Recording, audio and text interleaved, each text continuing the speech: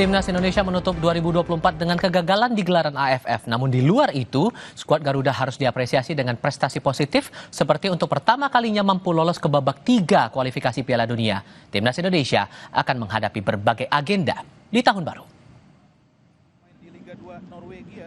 Timnas Indonesia menutup tahun 2024 dengan hasil kurang menggembirakan karena gagal di Piala AFF.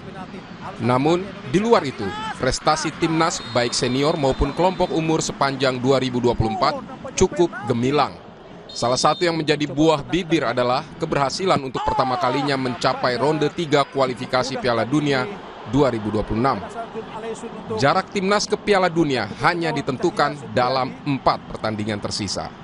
Sejumlah agenda Timnas di 2025 diantaranya melanjutkan kualifikasi Piala Dunia 2026, lalu Piala Asia U20 yang akan berlangsung Februari dan Maret, Piala Asia U17 serta SEA Games 2025 di mana Timnas diharapkan dapat mempertahankan medali emas.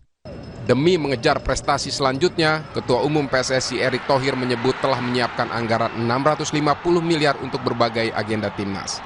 Pemerintah 120 ke 220 dari sponsor dari 200-an sekarang 300 lebih ya naik.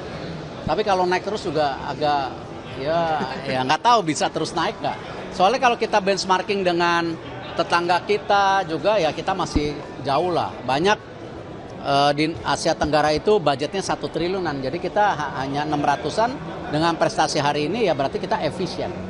Yang paling besar dari 650 itu tim nasional hampir 390.